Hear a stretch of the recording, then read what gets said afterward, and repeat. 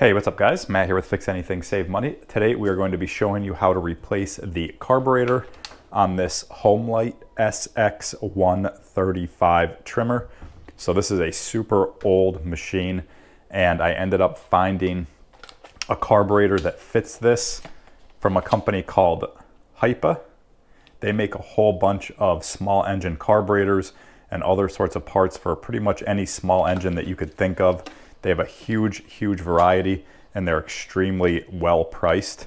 So we're going to be showing you how to replace this carburetor with this kit. And in this kit you can see they give you a whole bunch of stuff. They give you fuel lines in case your lines are dry rotted, the actual carburetor. The choke does look a little different on this carburetor, but it is the same. They give you a spark plug.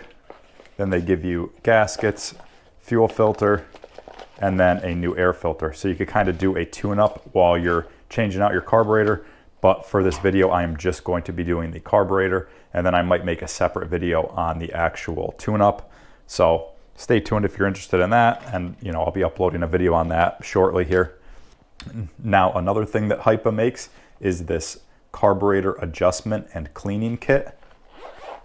And I'm going to put links on where you can pick up everything you see in this video, the tools and the actual parts. So everything you see here, I'm going to be putting links. Those are affiliate links and I do earn a commission, but that money does go right back to the channel. And it's just a really great way to kind of show your support of the channel if I helped you out. So you can see here, these are all the carburetor adjustment tools and then your cleaning tools. And I also have videos up on how to adjust carburetors in small engines and also how to clean carburetors. So this is a really handy little kit if you don't want to actually buy a new carburetor, but we're just going to be replacing the carburetor on this. So the very first thing we're going to do is take note of this Airbox cover. This is actually kind of a pain to remove. You can see here there's a tab right here and there's also a tab right here. So you kind of have to get behind it with a screwdriver with a flathead and then kind of just pry it up as you pull up. Like I said, it's kind of a pain to do. This bottom one is a pain. You could get in there with your finger, it's just kind of a pain. And then once you get one tab off, you're going to see the other one doesn't want to come. So that's where you could take a screwdriver and just pry it up and then pop it out. So you do kind of need a screwdriver to get it up and over this lip. You can see how there's a lip right here. And then it snaps into place right behind here.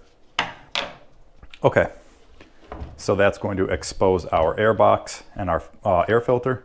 So you could see we are going to remove our air filter. And just a little side note, if you do have a full tank of gas, it's a good idea to empty the tank and then kind of just press your priming bulb a few times just to drain out any fuel that's in your carburetor, because when you go to remove the lines, it could spew some fuel out. So I recommend just draining the fuel out into a catch pan. But okay, so the next step is going to be to remove these two nuts right here. And these are 10 millimeter. So you can see here, we have our 10 millimeter socket and ratchet, and we're going to remove these.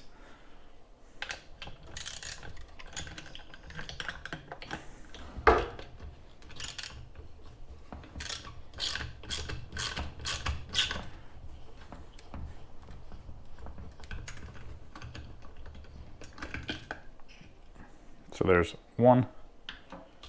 You can see the other ones right here.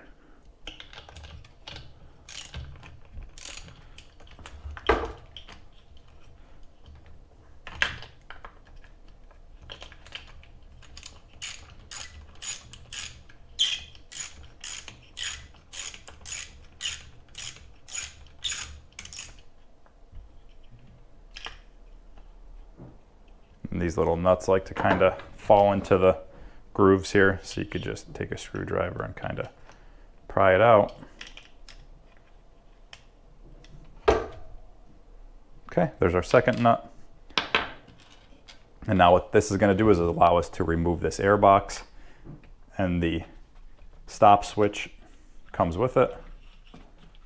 Okay, and then we could just kind of let that hang. And now this is going to expose our two fuel lines. So just take note of the way these fuel lines are. You can see from this part of the tank, it goes up to the front of the carburetor, and then from this part of the tank, it goes down to the back. This is the return that dumps excess fuel back into the tank, and this is the line that actually sucks the fuel up. Okay, so now we could go ahead and remove those right now, and to do that, that's where your flathead's going to come in. You just kind of want to press on these lines until they pop off. So there's one.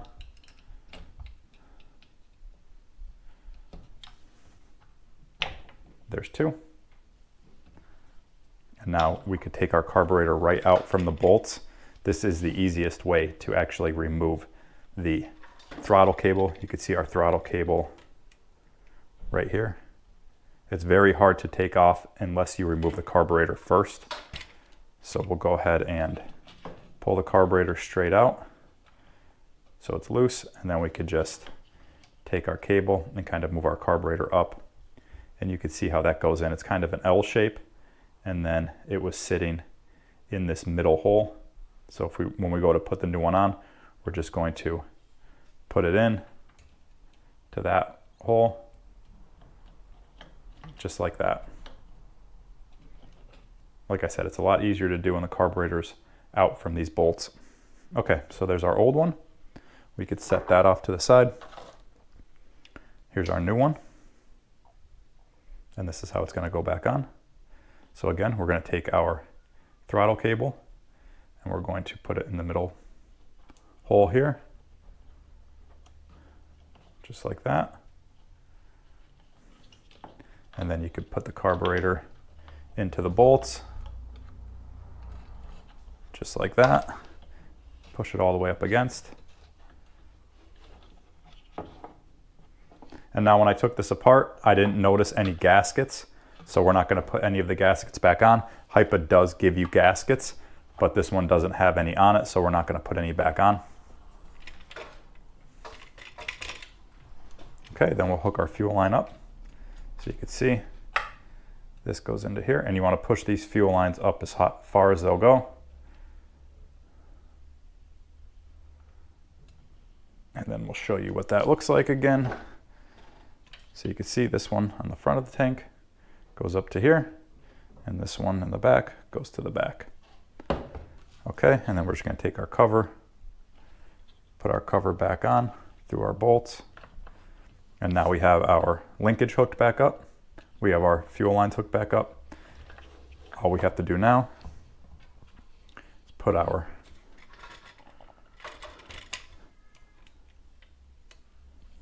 nuts back on. And I like to start them by hand. It's just a lot easier. Same with this one.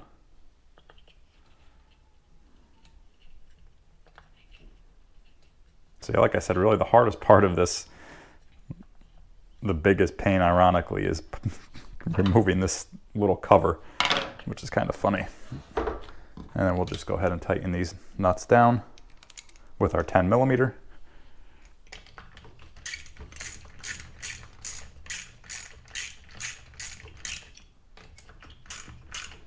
And I like to kind of tighten one at a time and then snug them up together, just so that you're not pinching anything on one side.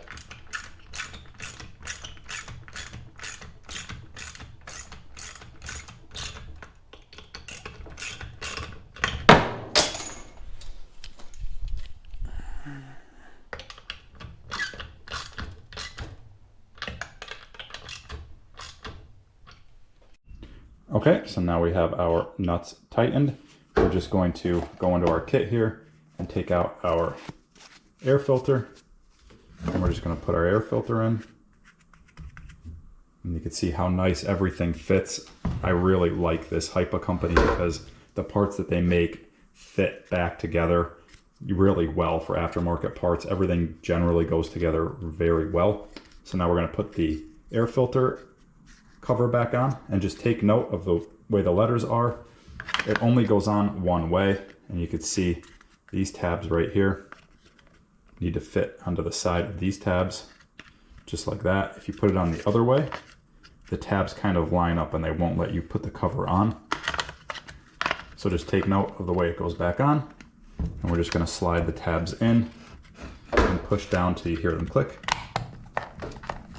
Okay, so now our air cover box is back together. And then all you do is load it up with fuel, which I will even put a link on where you could pick up fuel for this model. So like I said, you're gonna be able to click on those links and they're gonna take you to, you know, the carburetor kit that I used in this video. I'll even put links on where you can pick up these little tools. Also, the link on where you could pick up this carburetor adjustment and carburetor cleaning kit.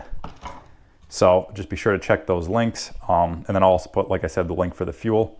And yeah, guys, those are affiliate links. I do earn a commission, so that money does go back to the channel. And like I said, that's just a really great way to kind of show your support of the channel if this video helped you out.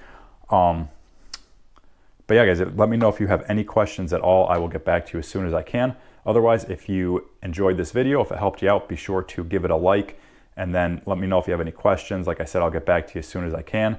And be sure to check out my other tool and DIY videos. I have a bunch of videos, like I said, on the adjustment, carburetor adjustment, also carburetor cleaning. So be sure to check those out and subscribe. And yeah, guys, thanks for watching. We'll see you next time.